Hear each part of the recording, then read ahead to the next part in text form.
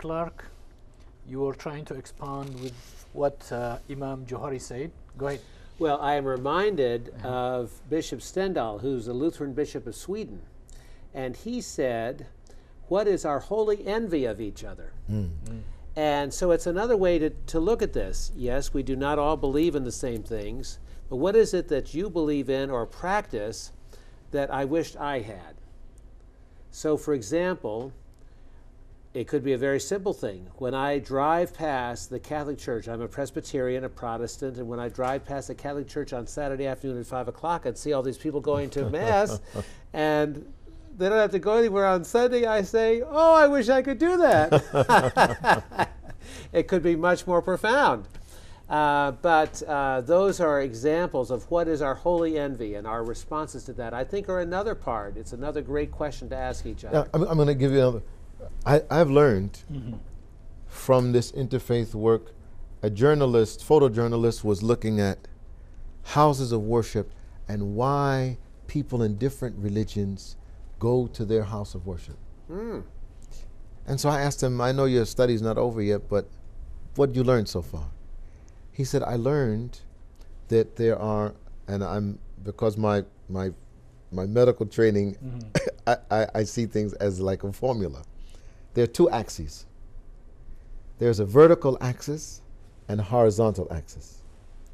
The vertical axis is a person comes to their religious practice to have a relationship between them and the Almighty.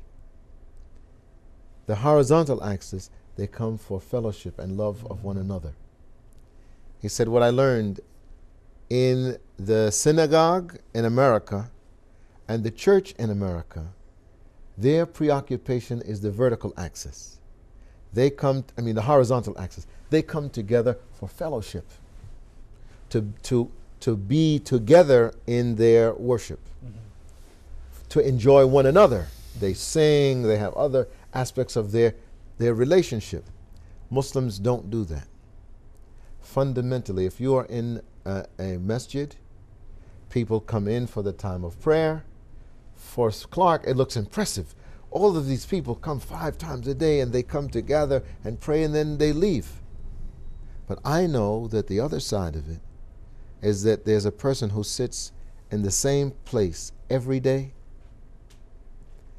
and nobody knows their name. SubhanAllah. They know them because they usually pray in the same place. And maybe they are from a particular ethnic group. And so if they don't show up for prayer 1, 2, 3 times, someone says, where is the old man who usually prays in this corner? And somebody says, I don't know, we didn't see him.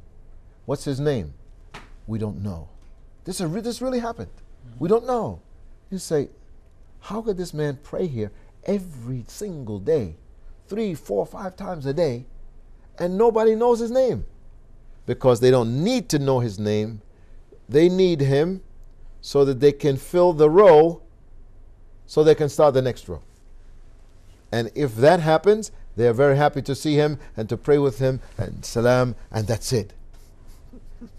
In church, people who would go to a church or synagogue in this area, if Clark came to the church that often, people would know his name. They would know their family. It is something that they envy, that we need to learn from the others. And I think some have said to me, I wish in my church we could get people to be so focused that they would come 5 times a day to worship, just to worship.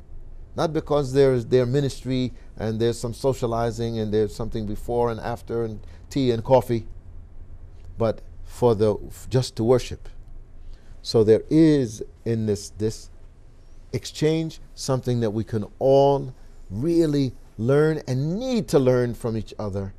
And the more isolated we are, maybe in Ethiopia people feel uncomfortable that we're different religion and so on. I found that where we have more diversity, our religions get better. And when we're isolated and we're only one group, that then our religions get kind of petrified. They don't grow anymore. And so in this interfaith dialogue, there really is an opportunity for our faiths to grow. The question I have is, people might construe that interfaith dialogue is to convert each other. Is that really a valid concern? You know, I don't think so. I think it is a fear at the very low level, where there is this sort of competition for souls. I mean, Muslims believe in dawah. Christians have their own proselytizing that they do, but I don't think it's a real fear. I think it's a fear that some people have before they engage in the process. I'm going to defer to Clark because there is some training that the IFC has developed. And I would suggest to anyone, if you are looking to do this kind of interfaith dialogue, you would do well. I think ifcmw.org is the website. There are some materials, but really helpful to have some training. And Clark, maybe you can talk about the process of that training, because it's not just bringing people together to hammer out, I have the truth, he has the truth, she has the truth, and they have the truth, so meeting's adjourned. There's really more to it than that. Well, one of the very simple but important things is, how do you run a group of people who may not have met each other before, maybe they know each other well, but one person starts talking all the time. And what do the other people think? They haven't. So one of the roles of the facilitator, and we have trained interfaith dialogue facilitators, is simply to get that person to be quiet long enough and to pointedly ask other people to join the conversation, so that there is the opportunity to engage all the people around the table in that conversation. I think critical to this process of interfaith dialogue is trust. It's behind the question about, is interfaith dialogue really just a cover for proselytism or for converting each other? Well, it could be, sometimes is, but where there's trust developed, that's not the case. There's a wonderful situation not far away from Ethiopia in the Ndugana province of Nigeria.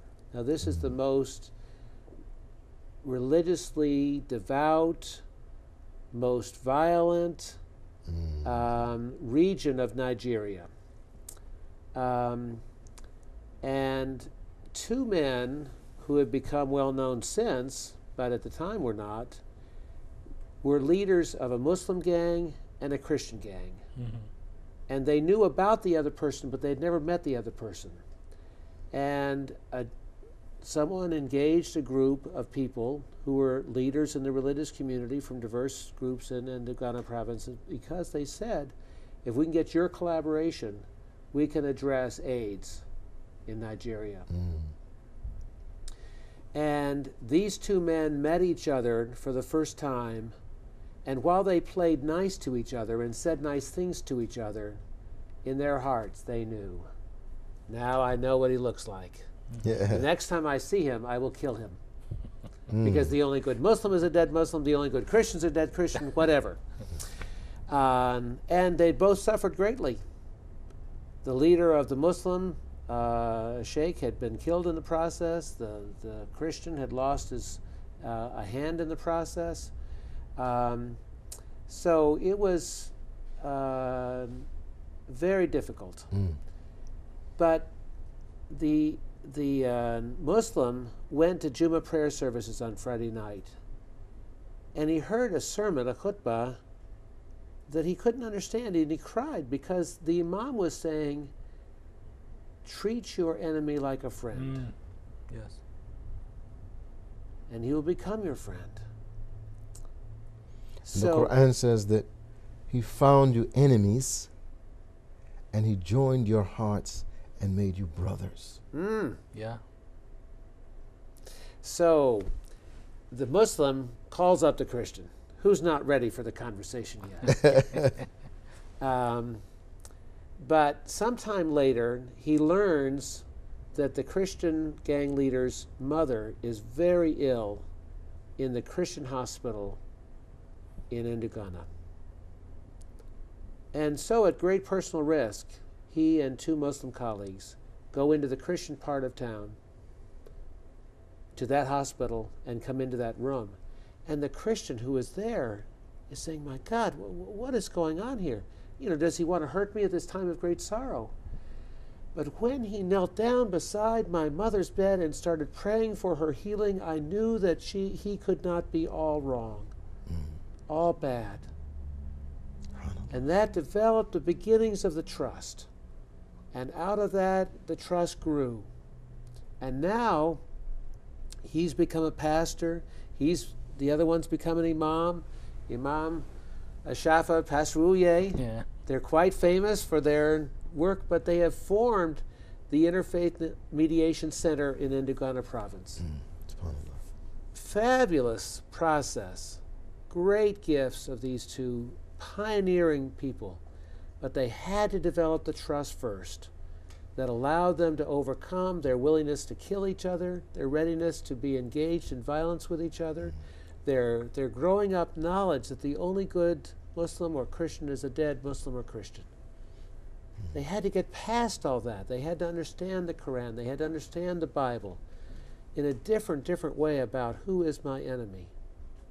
Pray for those that would curse you, says the Bible. So in both traditions, they had great learnings to do, but it was the beginning of the trust that made that possible. Imam, this reminds me the hadith of the Prophet sallallahu alaihi wasallam, where he has a Jewish lady neighbor. Whenever he passes by there, she used to throw trash on him. All that difficulty she gave him. One day he passed, he didn't see anything. So he turned to his companions. He said, "Where is our friend?" They told him she is ill, she is sick. So he went up to check on her. I think this is the spirit. This is the spirit of that action, really, by this imam or sheikh he told us a story about. Inshallah, we'll. But if we don't have to go to break, I want to come back to something that Clark said earlier. Go ahead. This is an expression that, because I grew up Christian, I speak two languages. Okay. But the language of witnessing your faith. That a person who says, okay, I've had the relationship, I know Clark. Maybe I used to think that all Christians were bad. I used to think all Muslims were bad. Now I have exceptionalism. I think that Clark is okay. But it hasn't changed my attitude about the rest of them. But when you get this deeper internal transformation, means that when you're at the water fountain, and there are some people who are of my group who are there talking, but they're talking out of ignorance. Oh, you know, the other one, he's like this and they're like that, and they're all violent and they're all ignorant and they're all pagan and they're all so and so, and you say, excuse me, wait a minute. That's not true. All Muslims are not terrorists. Really? And I'm speaking to someone who is the same religion I am. That's not true what you're saying. And they say, well, how would you know? I said, because I know Clark. And I know what his book says. And what you're saying is not true. This goes for race, it goes for clan, it goes for religion. When someone from the group is willing to cross over and say to the people in their group that what you're saying is not true. Thank you. አድማጮቻችን ወይም ተመልካቾቻችን በኋላ እንመለሳለን። ከኛ ጋር ቆዩ።